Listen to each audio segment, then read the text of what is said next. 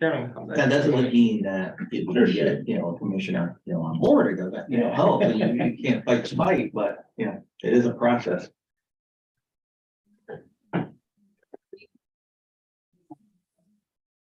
Want me to start? Yeah. So call the meeting to order, pledge allegiance. Pledge allegiance to the flag, United States of America, and to the republic for which it stands, one nation, under God, indivisible, with liberty and justice for all. Thanks, everybody, for attending. As we get back to normal after the holidays, happy holidays to everybody. Merry Christmas, Happy New Year.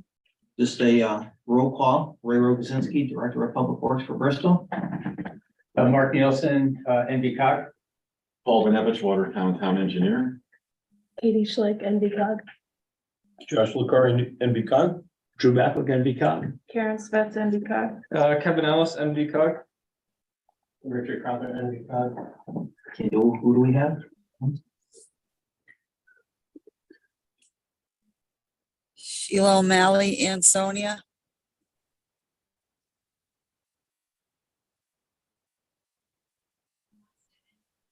Gary Furstenberg, Cheshire. Gary, congratulations. New,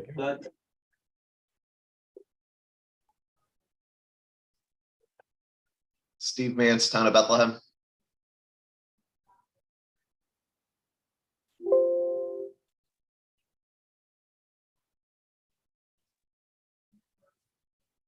Kevin Tedesco with the Connecticut DOT.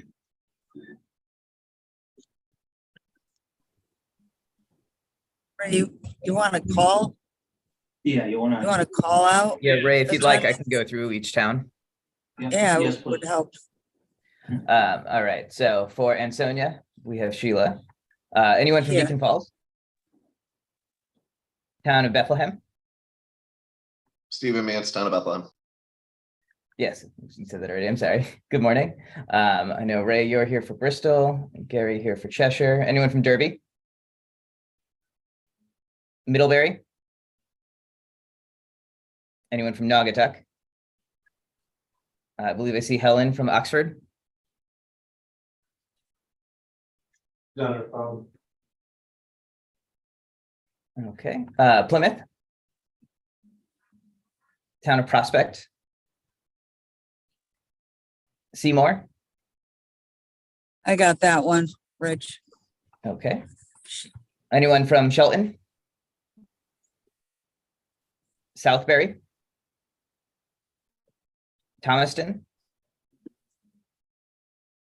Waterbury? Watertown?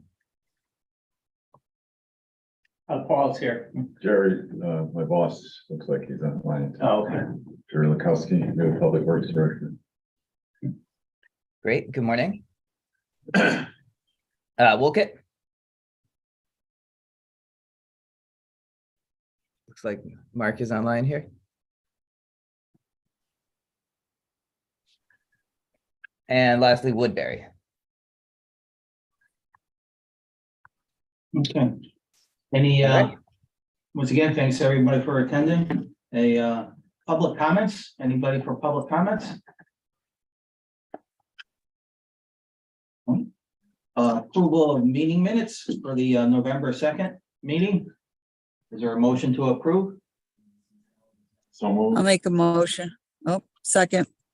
Yeah, is there a motion and second? Any discussion? All in favor?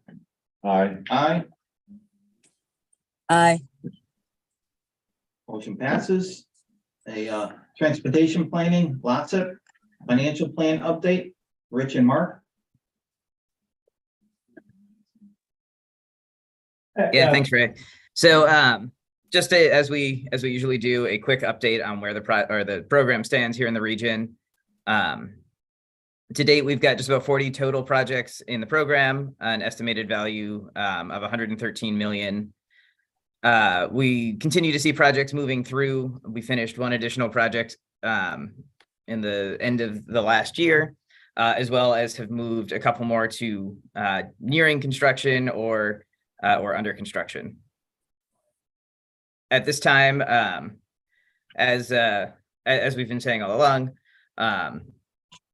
we still have funding available in the program. We are still actively accepting and will continue to be accepting new projects into it. At the last meeting, we discussed removing the 2 project application limit during the application phase. The 2 project limit only applies now during the construction phase. And so this chart, as always, shows the difference between obligations and expected revenues. What this does not show is the anticipated change in funding levels from the DOT over the next couple of years. And so we don't know yet what that might look like, but we know that that is something the department is working on. And so we believe that by between project timeline changes, dollar amount changes, and revenue changes, the program will not end up into, we won't be over-programmed in the end, as well as we still have funds outstanding from completed projects that we are working with the department to get returned into the program to help cover some of that gap.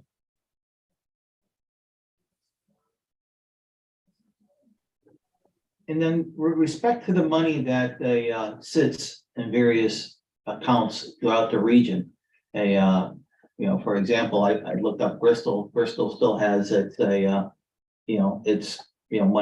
sitting there. Once again, that's just going to sit there until someday that there's there's an audit. Is there even a time limit on when they have to complete the audit? 3 years ago. Yeah, so we of course would have liked to see these audited, much closer to their completion. The answer we've received from the Lots of unit is that they are having a hard time with having the resources to complete these audits. And so what they're working on is some kind of a way to return funds into the program so towns aren't responsible for holding on to them before a formal audit can happen. And so we'll continue to work with with that unit within the department on that, coming up with some kind of a solution in the interim, and we'll keep you updated as we hear more. We last talked about it in the second half of last year, and now that the holidays are over, we hope to get back to that conversation. Because the biggest issue is just, the department likes to be able to close out a project formally with a completed audit, so they know the money that's been spent was spent on legitimate items. And so what they're looking at is sort of an expedited review, not a formal audit. So they're hoping that they can, initially close out or preliminarily close out a project, and then but they'll still continue to, they'll do a full formal audit at some point. But they're hoping to try to get some of this money back into the program, because again, our first project was completed back in 2014, 15 in Southbury. I mean, that hasn't even closed out. That's, we're going on 6-7 years. So, but we're continuing to push the department to actually do this expedited preliminary closeout, because we do have a lot of money basically just sitting in all the towns' accounts that we'd like to be able to bring back into the program so we can continue to do projects. So I can't speak for Southbury, and I don't know if they're here, but I can tell you in Bristol, if you asked us a question 7 years after the fact, I know. and what's not a given, that we'll be able to answer it. I know, and that's And that is a big concern. Can you even, can NVCOG even just send out an email saying, gee, when you get audited, this is the stuff they're gonna Yeah, look for? yeah, Because yeah, because honestly, we may even purge records by the time we get Yeah. audited, yeah? And now that's a good idea. Well, we do have, we do sort of maintain, a record of what, and again, the problem is it's just what the towns have submitted to us. So, I mean, we haven't done any, anything, but we know how much money was allocated to a project, how much the town has said they spent on it.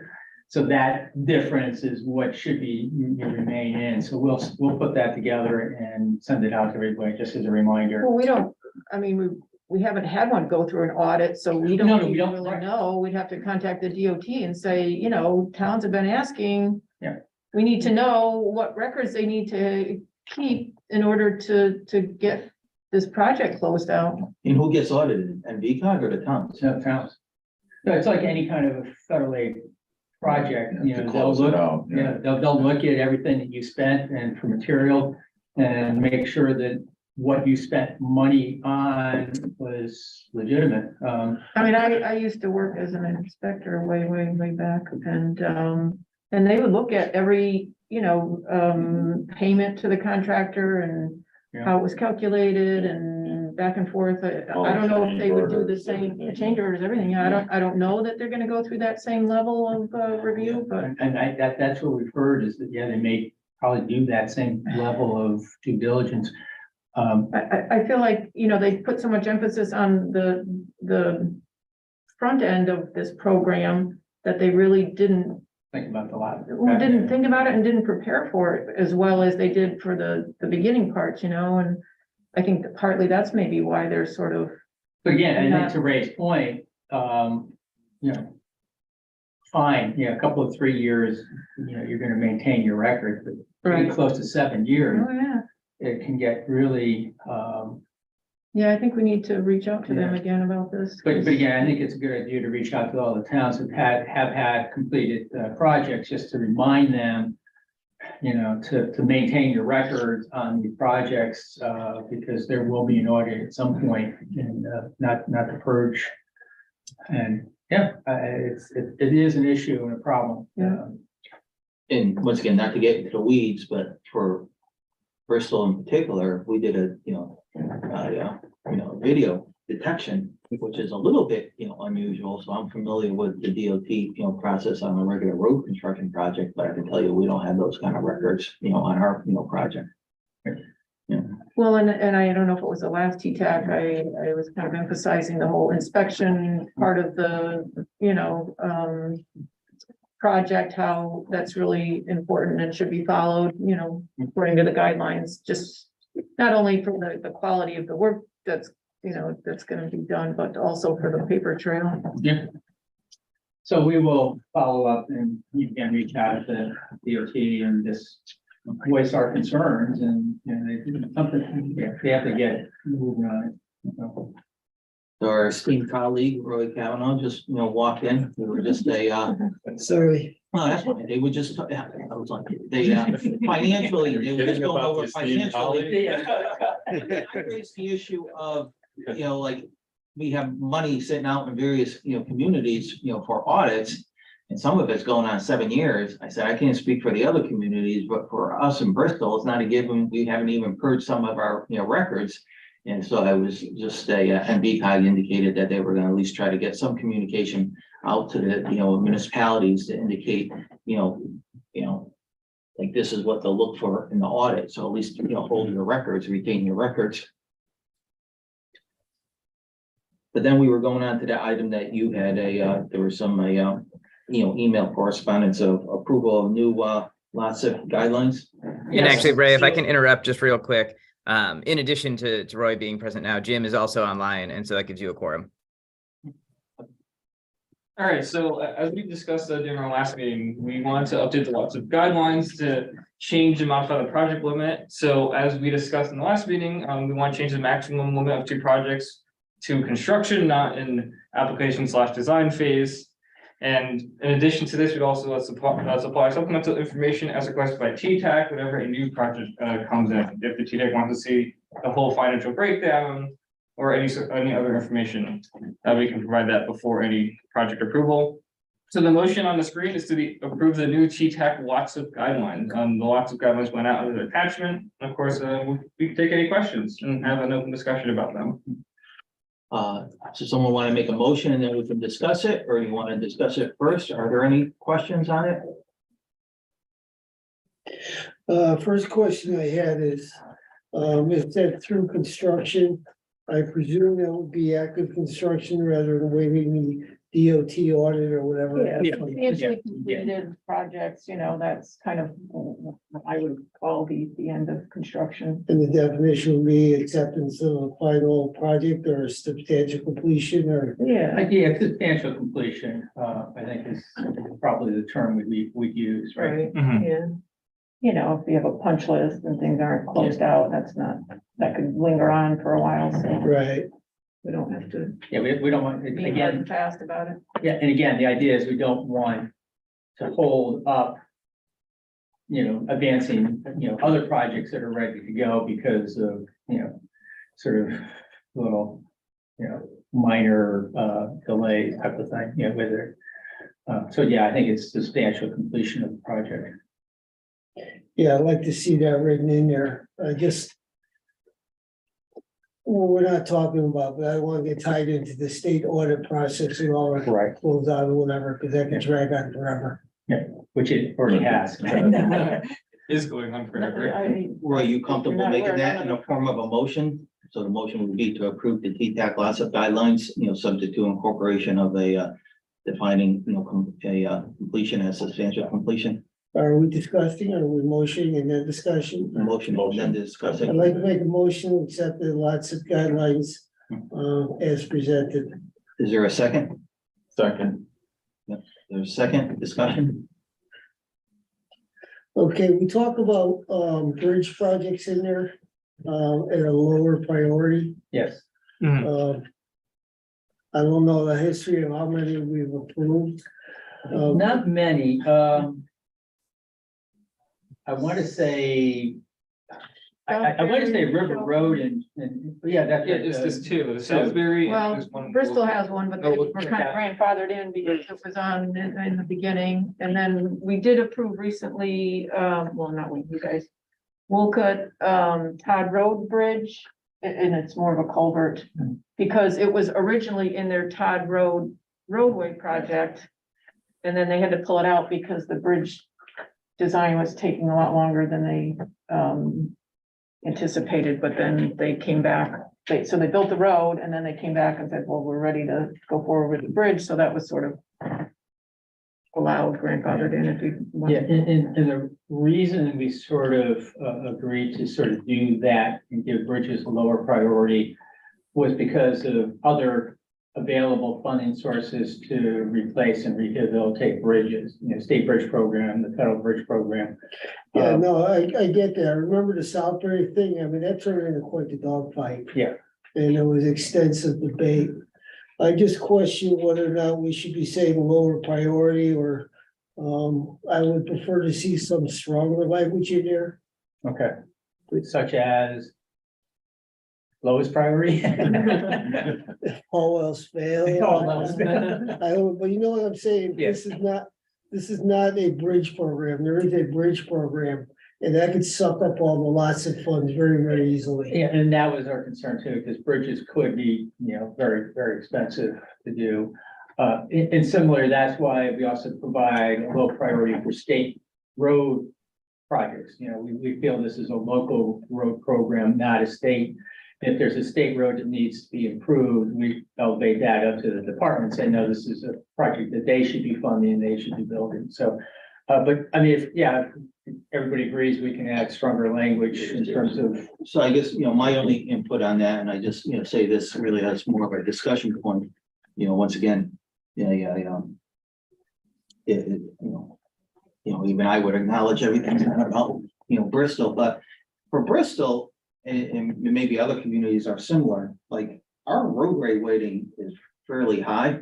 It's, 80, and our roadway rating on roads that are eligible under LASA is, particularly, high. So when we look at it and try to, leverage, LOSA, we actually won't do like a lot of regular, roadway reconstruction, projects. We will, moving forward, utilize, LASA for, we're proposing a sidewalk, project. And quite frankly, you say, bridges, but, we have like a bridge culvert. So we have a culvert that's just under 6, feet that, so it doesn't qualify under the, state local bridge program, but that is one that we would identify as a potential, LASIP. So I don't know where that, fits in. I think in general, I do agree with bridges. If bridges is defined as bridges that are local,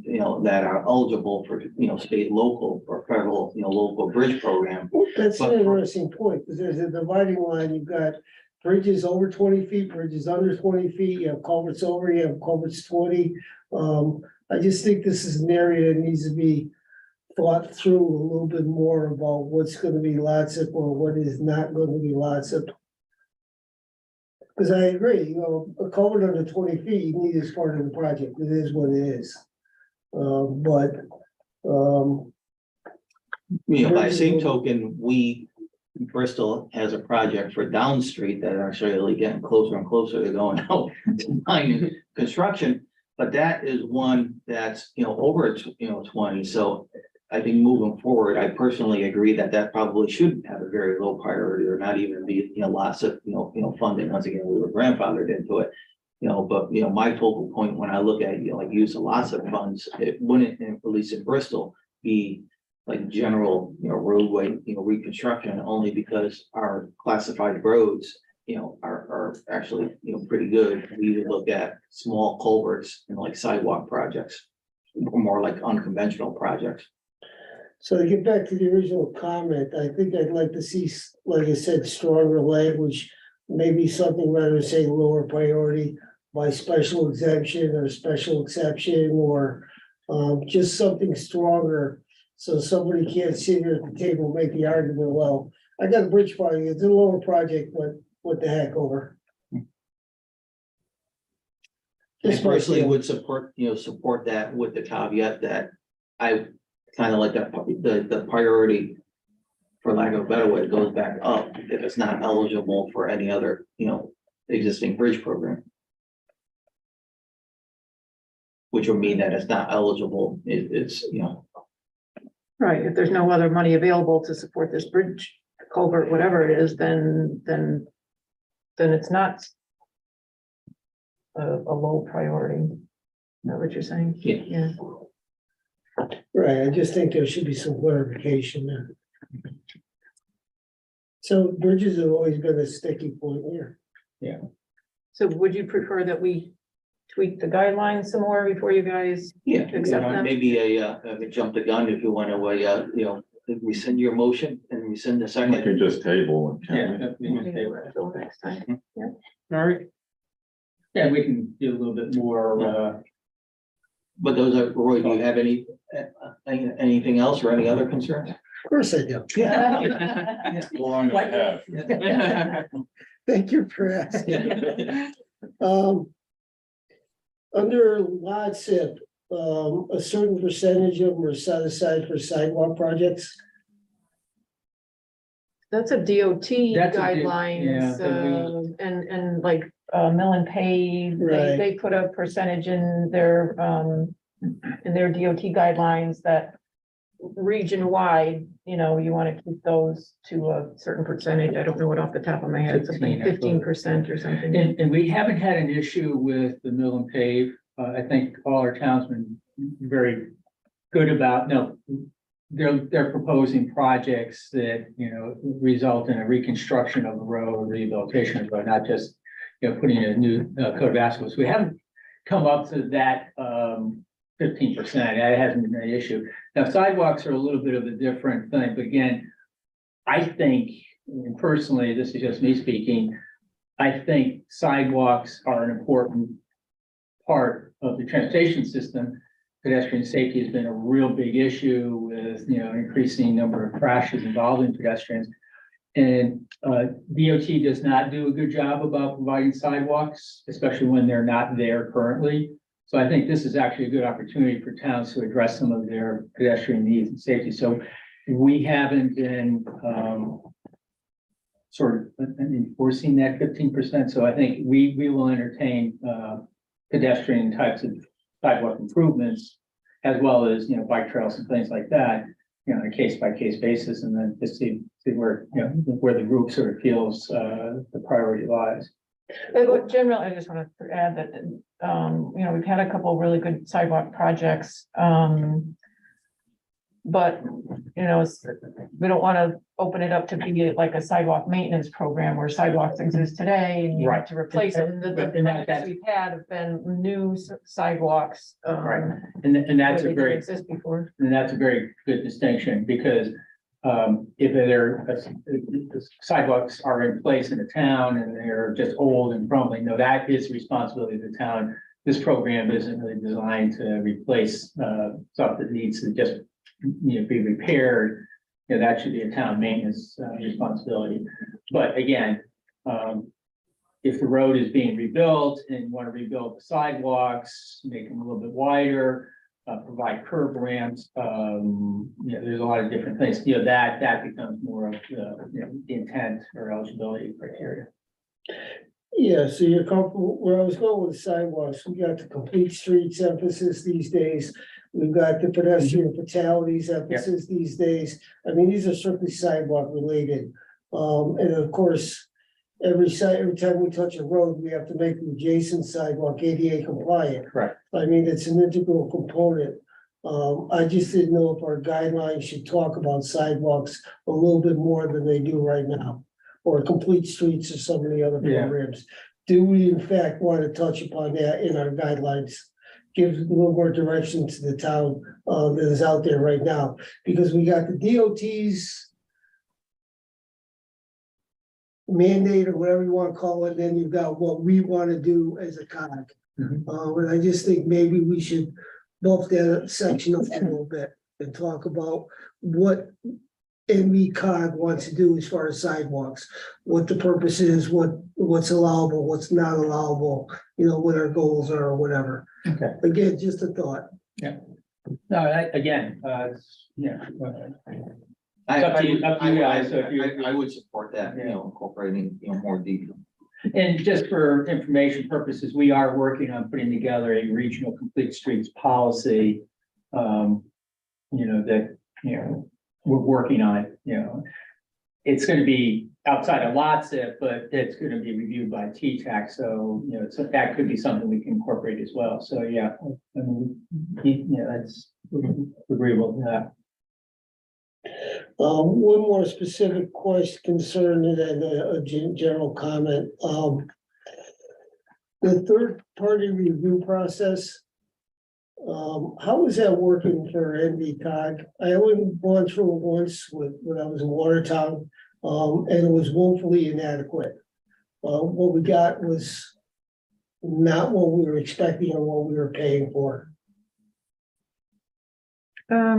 Well, in general, I think it's been very helpful to most of the municipalities and to the project. There have been a couple instances where, you know, it's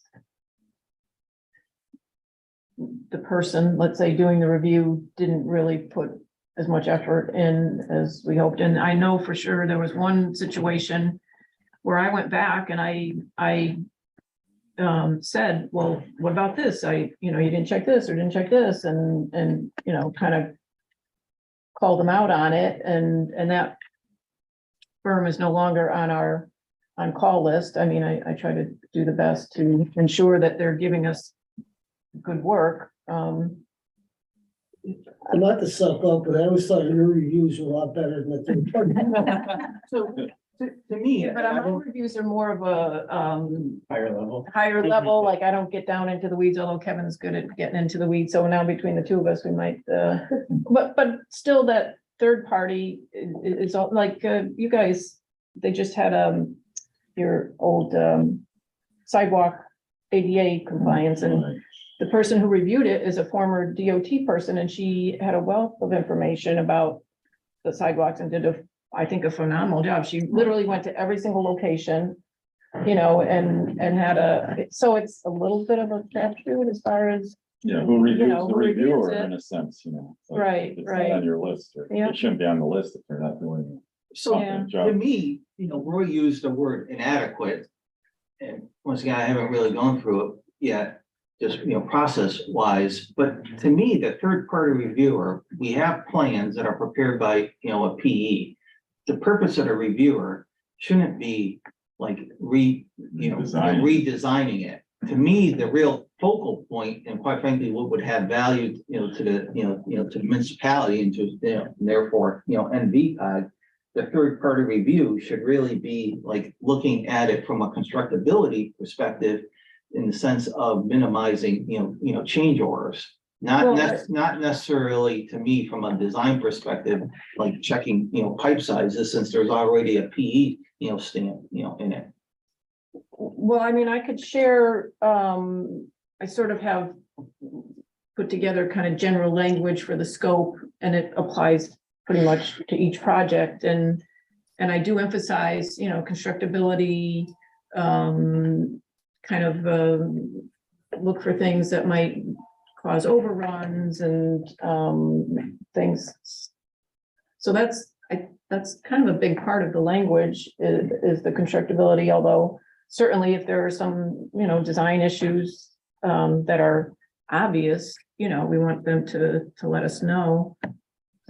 That's, if you guys want to take a look at the scope of work that I put out when I have a request for proposals, I can share that with you. And if people have suggestions, I'm more than happy to incorporate or change the language, or, I think I've even gone as far as stating that when they do the review, they also have to submit to me a check list of everything so that they have checked the quantities, they've checked the, I don't know, the different things that I put into the scope, because I had gotten the feeling that some of the people doing the reviews just kind of have in their own mind how a review should be done. And then I felt like they weren't really checking everything I asked for. So then I'm like, all right, send me a checklist. You check this, and this. And so it's not a perfect system. And I'm certainly open to, any suggestions that people have and comments. I appreciate that. Yeah, well, I just wanted to get the feeling of the committee, are we getting the value out of that? And the project I'm referring to, it just left a bad taste in my mouth. I think all can agree. There was some issue that could have or should have been picked up. Right. Yeah, I think I know what you're talking about. Well, I think on balance, it has been a positive experience.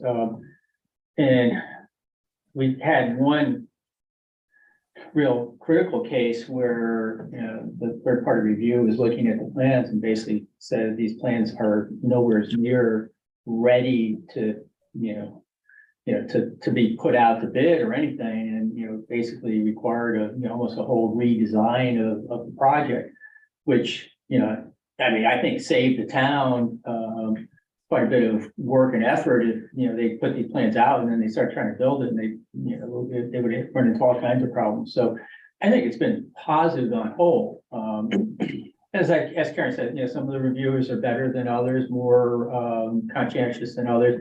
We are trying to, deal with those kinds of things and, Right. reduce the number of times that does happen. But again, like it was said, the reviewer is not there to redesign. It's just to check some of the work, make sure there's some, they catch something that, an obvious error that, we don't want to get out into the field. So.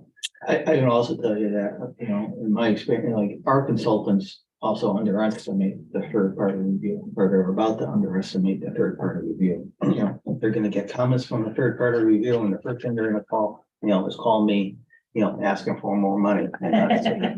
I have no sympathy, for our consultants, on that, I repeatedly tell them, that's part of the process. Right. They're delaying, submitting it, they're submitting it, never mind, further along, in the process. And my point to them, I keep on driving home, is get it to submit it to NVCOG so they can get it to a third party reviewer. And then when they do that, like I said, in my opinion, they're gonna be shocked by the number of comments You know, and, you know, it is gonna adversely affect us just from a scheduling perspective, which is gonna be frustrating for me. You know, but I don't know what way around it, you know. I would say that to me, the most applicable comments, like I said before, are really on constructability, organization of, you know, like contract documents, checking, you know, quantities, you know, stuff that mitigates, you know, change orders, you know. Yep. And the last topic I was concerned about, there was, we spent quite a bit of time talking about the cost estimates coming in. Are they getting better? Are they, do we have a handle on that? Seems like costs are out of control, which is endemic to the, you know, the entire economy right now. But specifically, our project cost estimates, are we tracking them? Are they coming in better than they were originally, or what's happening? I think when a project finally goes out to bid, the estimate has been pretty close to the bids. You know, unfortunately, it's always hard, you know, when we send in an application to the DOT and then you have a PDS estimate and a semifinal estimate, you know, those. Sometimes we have to come back and say, yeah, we need more money. I mean, it's just as the project evolves, you realize things that you didn't know at the beginning. But I think once they go out the door and out to bid, I'm thinking generally the estimates have been pretty close to. Have we had one recently that's gone from an engineer's estimate and then out to bid? Because I think the phenomenon that Roy's talking about is more recent than you know, in the past, because I think before the last couple of years, you've been pretty good with, I think the engineer's estimates compared to the low bid is actually been pretty good. Because what is it? If the bid is 10% off of the engineer's estimate, there's got to be a reason why. And like in a justification analysis. Yeah, or something like that. And we really haven't had too many of those. But again, I think what you're saying is if we have something that comes out now and goes out to bid, yeah, we could see a price shock. Yeah, I was wondering what's happening between our pre-application cost estimates. Oh, well, yeah, we don't even consider pre-application because those things are so high level that, yeah, I personally don't view those as anywhere near reasonable that we anticipate everything's gonna be going up. So I mean, but when I we do- authorize we a do- project for $1 million, that's kind of like a placeholder then? Yeah, almost. Well, but we I mean, do, we do want you to be somewhat reasonable. You know, Hickory Hill was the biggest example where the cost estimate was just so way off, way out of whack, you know, when it first came in as a pre-application. But it did get better as design started in. So, but yeah, pre-application, I don't think we expect that to be, you know, the cost going forward, because you really don't know what you're going to get yourself into unless, I mean, we'd like to see towns do a little bit better job at estimating right at the beginning, but I think we, you know, expect us to always go up.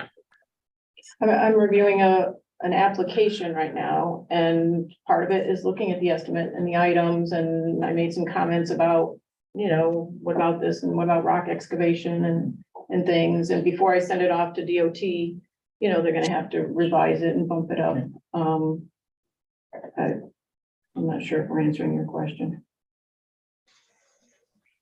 Yeah, close enough. I don't want to beat it to death. Yeah, you know, we're trying. And again, the nice thing about LOTSIP is that the funding is provided at low bid. You know, and that's good, because if we were locked into a funding award at your initial cost estimate, yeah, there'd be a lot of concern with that, because, you know, like I said, we always know that they're gonna go up, you know, a little bit. Things get added in, you find out things when you start doing some of the design. You know, just the nature of the beast, as it were. Now, the one issue that hasn't at least come up, at least that I'm aware of, that again, the roads that we happen to be doing qualified, but they don't have sewer and water on them, or they have new relatively new, water. So reconstructing, we're really not doing any utility work. And potentially, if we had storm drainage that conflicted with it, we would relocate, sanitary, and water. And certainly I would think that would be applicable cost. But how would the region look at it if a community did a road and then completely replaced the sanitary and water? In which case, a good percentage of the, construction estimate would really be utility work, not necessarily, road work. I think, get this. And once again, I don't even need an answer, now, but that should probably be, addressed, in it. How would we look at that? Well, I think generally, if it's if a- the project impacts a utility, it can be a participating item of the project. Not Not new private or, utilities. Yeah. well, but the point is that if you're, what do they call it, upgrading or making better or adding something new that wasn't directly impacted by the project, it's not participating. That's not, example, Route 34 in Derby, okay? The sewer main under the road is being replaced. It wasn't being impacted by the project, it was just something that needed to be replaced. The city is picking up the costs for doing that work, And because they wanted to replace it, and that's exactly my point, and I'm fine with that. And if that's actually part of, as long as those are addressed, in this, policy guidelines, and it could be even, part of, because they reference DOT, LOSA, guidelines, but Right, I mean, we don't want to repeat everything that's in the That's DOT fine. guidelines, and the utilities are covered in the Okay. DOT guidelines. Okay. We're just trying to, supplement. or, make clear. Right, or. Yeah, like I said, we want to put the Northern Valley Council government's spin, not spin on it, but, this is the way we're gonna do business in accordance with the guidelines. Right, But exactly. no, that's fine. Once again, if it's addressed in the DOT guidelines, I agree with Yep. not being redundant. Yeah, if it's a private utility, then, and like, utility poles all the time have to be relocated, that's not covered because those are private utilities, but if the project impacts the water line or sewer line that's town owned, I believe the project pays half. I'm always unsure how, drainage is always a tough question, because. Once again, I don't want to, take up, Labor. Right, right. but any other comments, Royce? no, could we just summarize the, Well, real quick, I don't know if anybody else has any comments. Anybody else on it have any comments or concerns? One question. Last time, I don't know whether it's covered in here. There was some discussion about the two project limit was soft when the projects were very small.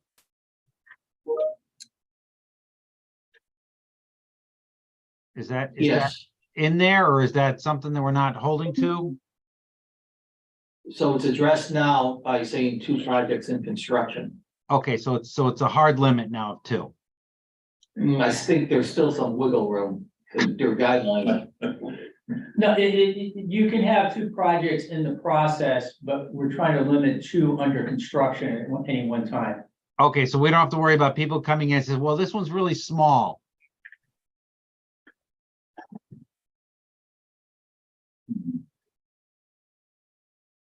Yeah. Okay.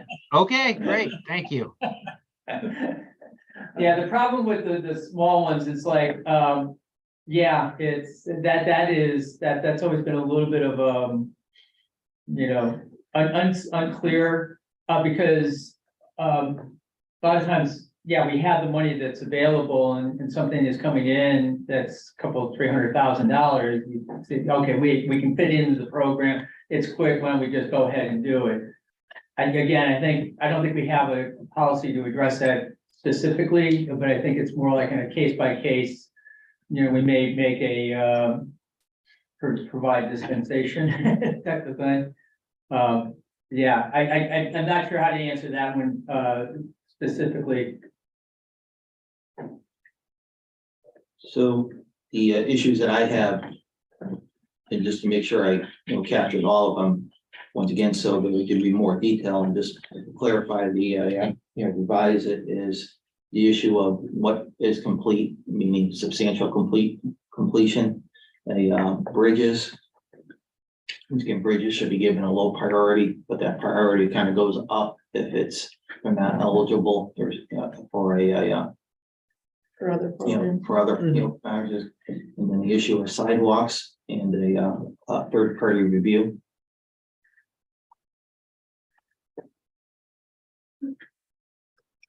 So, what we'll do is we'll make some revisions to, what we put together, count for these and then bring back for the review at next meeting. So the item was tabled. Any other discussion on this matter? I think we have to have an actual motion to table. Oh, I thought you Which I did. made, so Is there a motion? motion to table to, next meeting, subject to review, further review. Second. Second, all in favor? Aye. Next item, grant program, 2023 raise solicitation. No, I think you, Oh, Yeah. just have to get it. I apologize. So we sent out an RFQ recently because our on-call list expired, although we extended it by 6 months, I believe. And we received 18, I guess. Yeah, around around 18, submittals from firms. And we we put together a committee of 3 of you guys and 2 NVCOG staff to review all of the submittals and hope to get that going and maybe by the next meeting, have a list to put in front of everyone. I did want to mention again that this time we sort of broadened the language in the RFQ, where before it was really just for review of third-party review of lots of projects and also design of lots of projects so that municipalities could hire from the list, but we decided to, I think it was discussed, to broaden it a little bit to not be just for lots of projects, but other, roadway and bridge, sidewalk, whatever kind of hydrology, things like that, because we have that climate resiliency grant where, it's focused on drainage improvements, so we kind of wanted that to be an option too, if people wanted to hire from the on-call list, so. That's my update. And who's on the committee? So far it's Sheila, Steve from Bethlehem. Jim, did you decide if you're gonna be on there or not? Jim Stewart? I know I asked how much commitment whether was, I may not I have think seen the that's a response. yes. I think that's a yes. Jim. I think you just got volunteered, Jim. I did, he wrote back to you. You did? Yeah. Sorry, I'm just trying to prove how busy things are, but what is it? We're looking 1 meeting, 2 meetings? A couple meetings, yeah. Probably not Okay, much. sign me up.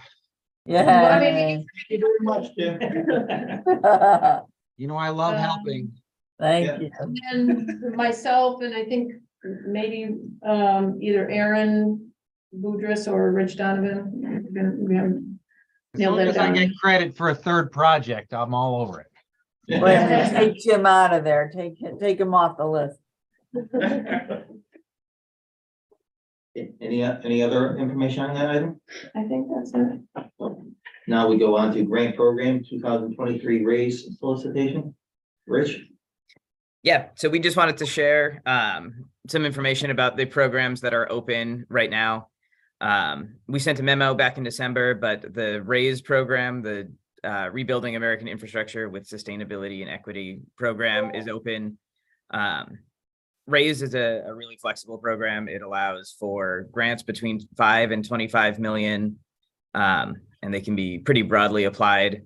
It is an extensive application process, and so if any of the towns have an interest in applying, We have staff available to provide additional information and to help put an application together. One big change from previous years to this year is the local match has been waived if the project occurs predominantly in a historically disadvantaged area. And so we can also help identify those areas if you're interested. And we just wanted to briefly mention as well that the TRIP program, the Transportation Rural Improvement Program, is still open. Applications for that one are due at the end of February. And that is a new program, fairly limited in our region to Woodbury and Bethlehem. But if either of those towns are interested, we can also provide additional information about that one. Thank you. Any other information or? No, just to emphasize, raise is, you know, as Rich mentioned, but I just want to emphasize, if the towns have any kind of an idea, the sooner the better, because it is a very extensive, you know, Roy can attest to that. We, you know, worked with the city and Waterbury Development Corp putting together the raise grant for the city. And that was a lot of work. So no delay. And I don't remember if I mentioned it or not, but the application deadline on raise is February 28th. And if I may add, it's got a very tight construction deadline too. It's pretty aggressive. So it sort of needs to be a project that is already sort of well on its way of knowing what it is you want to do. And the other thing with raise, with the infrastructure bill that was passed, they authorized raise for 5 years. This is year 3, so we're guaranteed at least 2 more rounds of raise next year. So don't, you know, instead of, you know, rushing to try to get it in for this February, you can always take the time over the next year to really put together a good project and submit for, you know, and you know, this time next year, you know, because, you know, it is going to be released again. Can I just talk about Waterbury's raise for a second? Yes. Give you an example of what raise is all about. Waterbury submitted a $29 million grant. We got $24 million. It's actually 3 projects rolled into one grant application. We submitted for 4, they cut one out. The 4 components of our raise grant was Greenway Extension Phase 2. We completed Phase 1 from Platts Mill up to the Eagle Bridge. This phase is gonna go from Eagle Bridge right through here to downtown as Phase 1. Phase 2 of the Greenway. The second part of the program is we're installing EV stations down at the railroad station right now, putting in 4 to 6 electric vehicle charging stations as part of the climate project. Third part of the program is we're reconstructing West Main Street from the green all the way out to the highway, which is an urban reconstruction, which does involve some utility construction, as I understand it, roadway signalizations, that sort of thing. The part of the raise grant that was not funded was the creation of a park on the Naugatuck River in between the new Greenway and the river itself. But what they did cover as part of the grant was the cleanup, because there's some Eversource contaminated property there, and potential planning for the next park, which is the Greenway. So as you can see, it's a pretty complex and it's a pretty robust program. And like they talked about, it's pretty wide ranging what they're willing to fund it. So, but it is an incredible amount of work putting it together, and it is competitive nationwide. So working with WDC and COG, we were able to get the grant. It's very worthwhile if you've got a good project. Over. One of the things that I thought was well, at least my understanding, and I thought was a potential hurdle when we looked at it, is you have to quantify the benefits and actually do a benefit cost analysis. Yeah. And that's not as hard as you think. Because we did have to do the benefit cost analysis, and The USDOT does provide a lot of guidance on how to do that and how to quantify certain things. Reduction of accidents will generate economic benefit, and they give you numbers to plug in. So it's not as bad as you think. So we actually put together like a template with the improvements we were expecting from the Waterbury project, and it's an Excel sheet. And, you run it out 25 years, and it gives you a number. So that actually is not as bad as you might seem going into it. It's like, oh, how the hell am I going to? But USDOT does have a lot of guidance. And they tell you how to do it. Would it be appropriate, can you share Waterbury's application? That's Verizon only. Yeah, we can. Do we have it on our website or no? I believe we do. Yeah, but we'll send a link out. Yeah, we'll send the link out, but yeah, it was very well done. And again, it was a great effort between the city, WDC and COG. Unfortunately, a couple of the key people who put it all together, left WDC and left COG, but even DOT looked at it, and they looked at it and said, we've got a well put together application, and so we will send that around. Yeah, so Ray, we put together a lot of technical stuff, but the environmental justice language came from WDC. A lot of statistics came from COG. For instance, UConn put together health benefits for a greenway. They projected that out, the economic benefits. We talked about the transportation model reduction in prices, economic benefits, all those pieces out there. And COG has got a really good handle on that. We couldn't have done it without them. So it's not as bad as it seems. It's just a lot of work, and I don't know how many weekends COG put in, but. Thanks. Any other information on this? If not, Vision Zero reporting update, Rich? Yeah, so as you all maybe remember, back in September, we had proposed a Vision Zero goal, a long-range Vision Zero goal for the region, and TTAC endorsed that goal, and then the board adopted it. And so as we get into the new year, we're going to start doing some of the work around that goal that we adopted, and that'll include a couple of things. And so the first piece is going to be reporting. One of the main tenets of Vision Zero is taking a data-based approach to improving safety. And so, in the past, what the COG has put together and shared publicly is just the state's safety targets.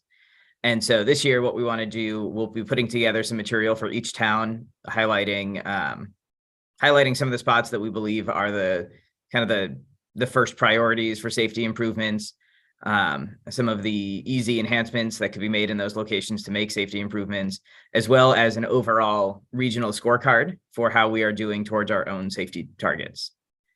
And so I can take questions on that piece before moving on to the second half of this. Okay, well, the other piece to this is statewide, the legislature created a Vision Zero commission made up of either the commissioners or their appointees of 7 of the state's departments, headed up right now by the Department of Transportation. And so that commission has been meeting over the course of the last year and established several subcommittees on which members of our staff serve. And so they came up with their legislative agenda for this year. And they have quite a few items they'll be bringing before the legislature in this session. So we'll be following those closely. We'll be sharing updates both via email and during our meetings, and anything that anything we believe will be important for you to be aware of or potentially to make comments on, we will make sure to pass along. Okay. Thank you. Any questions or comments? Yeah, and just one quick comment. As we advance this program, we are looking to reach out to the towns a little bit more extensively, especially with the law enforcement. And so we're just gonna be asking, you guys to provide us contact information at somebody in the police departments who may be interested in, working on, looking at, safety in your town and could, be willing to sort of participate on, a committee of some kind just to look at, this goal of Vision Zero. But we will be reaching out to, TTAC members to try to get some names that we can then contact, because again, it sometimes is a little bit hard to get, law enforcement involved in these meetings. But I know there's some towns where there are officers who are assigned, traffic safety and are more than willing to participate and they really want to, get involved. So we'll be reaching out and trying to get some contact information. Thanks. Then just moving on, Metropolitan Transportation Plan, Kevin? Yes, so we are currently working on a metropolitan transportation plan. This is a federal mandate that we must do every 4 years to do long-range vision planning for the entire region. We are nearing the end of our deadline for this. We wanted, the final draft needs to be done by, I believe, April, and the board needs to approve it in March. So we want to get our preliminary draft done in January. And so then we can quickly buckle it up and format it and get it packaged up for the final plan and also get public comment.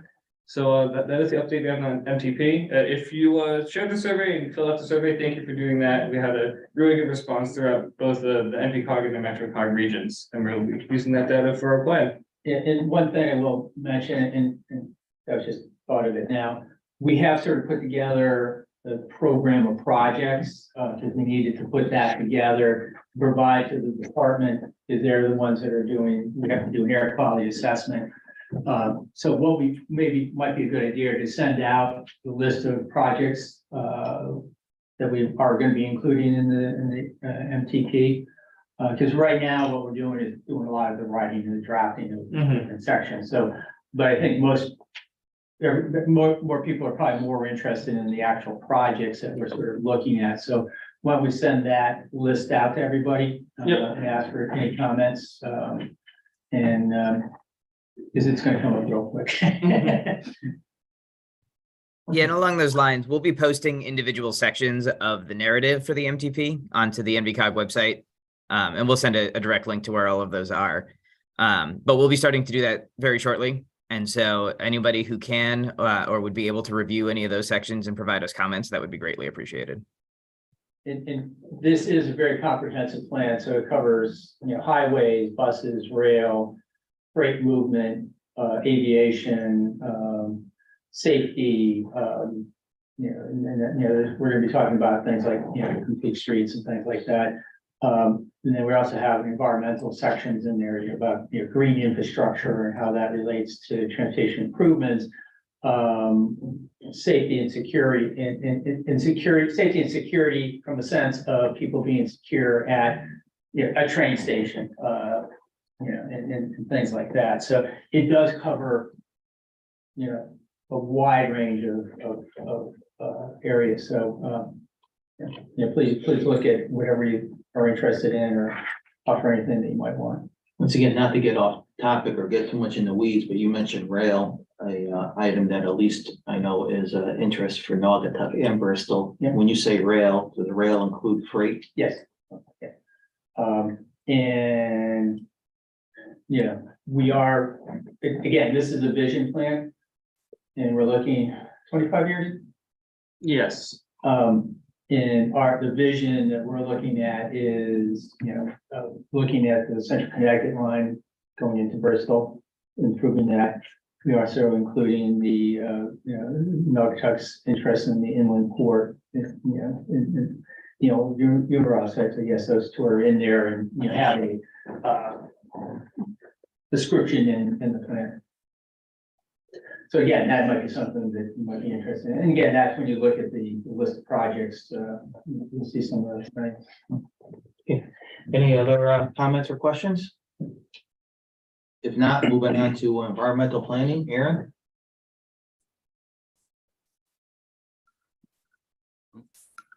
Good morning. So yeah,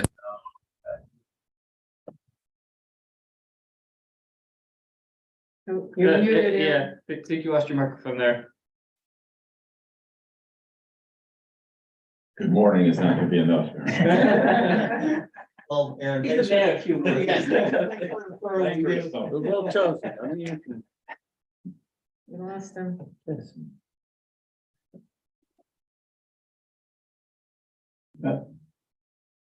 You wanna, You want to run down to his office and? you wanna skip one and then come back to that? I can go. Is Drew available? We'll come back to that item. We'll go to what municipal chair service update. Drew? Sure.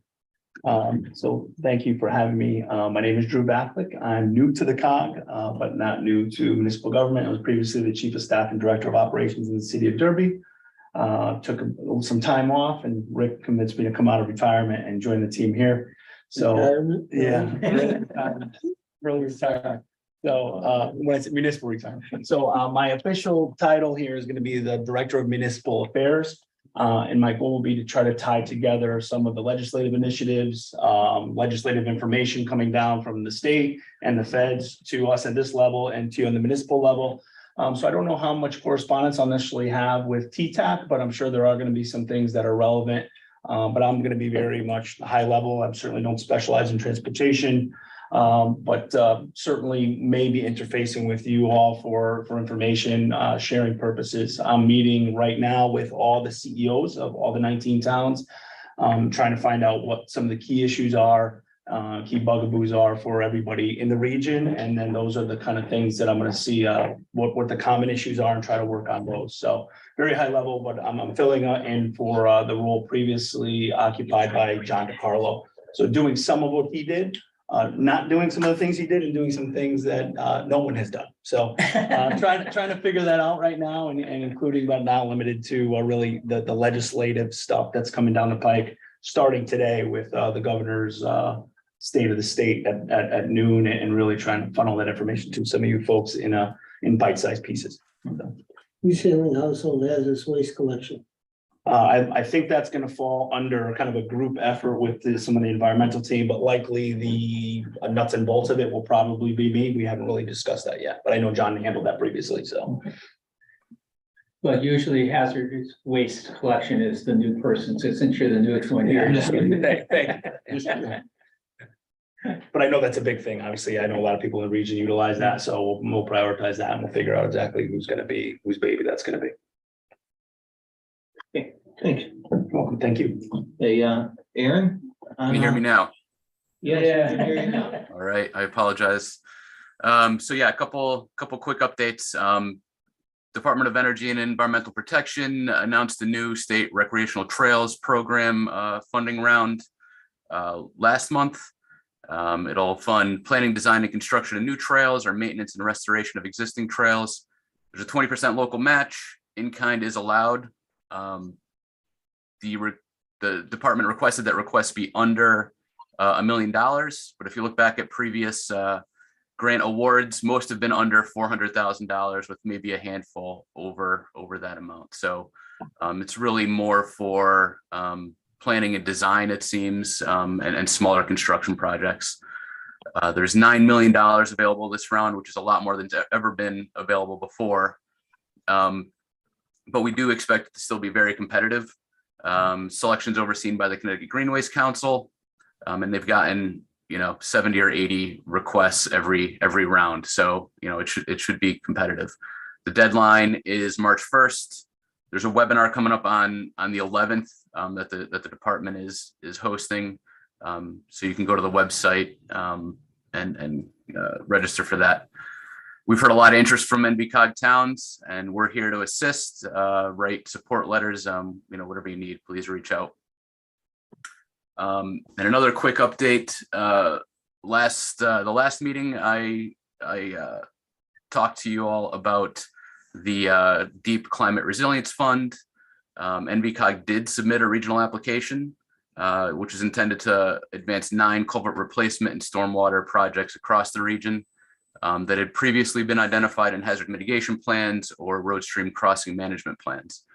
The grant program is a new program. It's intended to create a project pipeline of resilience projects to get projects ready to apply for federal funding. It won't fund design or construction, but it'll fund all the steps that are needed to make a good application. So if awarded for our regional project, NVCOG will contract with a consultant that'll work closely with the municipalities to develop preliminary plans, target funding sources, and develop applications to state and federal funding sources for 9 projects across the region. And those projects were in Ansonia, Middlebury, Naugatuck, Oxford, Seymour, Shelton, Thomaston, Waterbury, and Woolkit. The idea is that by consolidating contracting and project management for these 9 projects, that NVCOG will be saving the municipalities time and effort. And we've also heard from several of our federal funding agencies that, they're really looking for regional applications for funding. So we'll also be looking at ways that we can package some of these projects and possibly others into future federal applications.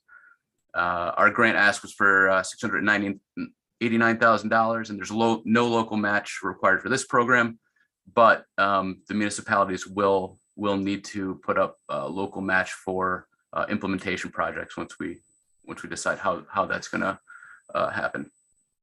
Happy to take any questions on that. On the resiliency, grant, do you know when we expect to hear back? We don't. It's a new project, so when we asked them, they basically said to be patient. So hopefully in the next month or so, we'll know something. We haven't heard anything yet, though. Hey, Aaron, this is Roy. During the climate resiliency thing that came up later, was there any thought or discussion about doing something or taking a look at all these Army Corps of Engineer dikes up and down the Naugatuck River? We hadn't thought about that. No. Happy to talk to you about it, though. Thank you. And then just one other quick update, household hazardous waste. We're in the process of updating our contract with MXI. We did a full procurement process during the fall. MXI was again chosen as our contractor. The new contract will run for 3 years with 2 one-year renewal options. We've confirmed our dates for 2023. So April 22nd will be in Middlebury, July 22nd in Oxford, and September 23rd in Thomaston. And we're reaching out now to those towns to finalize the locations. So we'll be reaching back out to all of you once we have everything set in stone and we have a full schedule. Thank you. And then there's another item, actually Katie's, listed as a sustainable material management update. Yes. Hi, everybody. I'm Katie Schlick. I'm an environmental planner here, and I'm excited to share a few significant updates for our materials management work. And I'll talk about what's happening in that video in a second. But as many of you know, Connecticut is facing a waste crisis as our landfills near capacity and as our infrastructure is nearing the end of its lifespan. The state has indicated that funding investment, millions of dollars of investment needed to upgrade these facilities is not something that's consistent with its long-term materials management plans. So it's estimated that between 30 and 40% of Connecticut's waste stream will be shipped out of state in the coming months and years, which increases costs, of course, not to mention the possibility of moving jobs out of state or relying on that out-of-state infrastructure, which could also ultimately face a capacity crisis. And all of this is happening while we're creating more trash than ever before, which is definitely a challenge, as you all know. But we have solutions, which is what this program speaks to. So Ansonia, Woodbury, and Seymour, as well as NVCOG, and possibly some more municipalities along the way, have been awarded sustainable materials management grants from Connecticut Deep to pilot programs that are proven sustainable and cost effective. So our trash reduction pilot programs, as we branded them, provide residents with the tools that they need to reduce their trash. So residents are provided with either a 9-month or a year-long free supply of these orange color-coded trash bags, and then also with these green food scraps bags. And they're just asked to separate food scraps into the green bags, and then keep their trash in the orange ones. They're also provided with more educational materials to understand recycling, other ways of diverting their trash and reducing their waste stream. And so that really helps people become more aware of what waste they are creating, reduce the amount of trash produced and therefore what's shipped out of state or burned or landfilled. And then these food scraps are turned into clean energy. So what you watched was these bags get collected together. And then there's a facility in Wallingford where they get sorted out. And that's why we ask people to use the heavier duty durable bags that get sorted out at Country Disposal in Wallingford. Two key pieces of a successful program, which is really what we're focusing on, are empowering community participation and educating residents. So in addition to supporting the distribution of thousands of these bags in these municipalities, we've also been tabling at the public libraries. You can see there, grocery stores, scheduling community meetings and presentations, is displays at City Hall, other community events, presentations at the senior center, recycling workshops, and that's just kind of the calendar for January and February. So we have a lot coming up to try and rally people around this program and help ease their way into this behavioral change that we hope will have a really big positive financial impact at the municipal level. And so I'll just note that Ansonia's program already launched on December 5th, and we are gearing up for Woodbury's to start on February 7th, and then Seymour's on February 15th. And we are also, so that facility again is Country Disposal in Wallingford, and then the food waste goes to Quantum Biopower in Southington. And we're hosting a tour of the Country Disposal facility on February 8th. So if anyone is interested, please do let us know. We have a bunch of our chief elected officials who are attending as well. And it's really great to get that inside look at kind of the future of waste management in the state. Thank you. Thank you. Any questions on any of the environmental, planning items?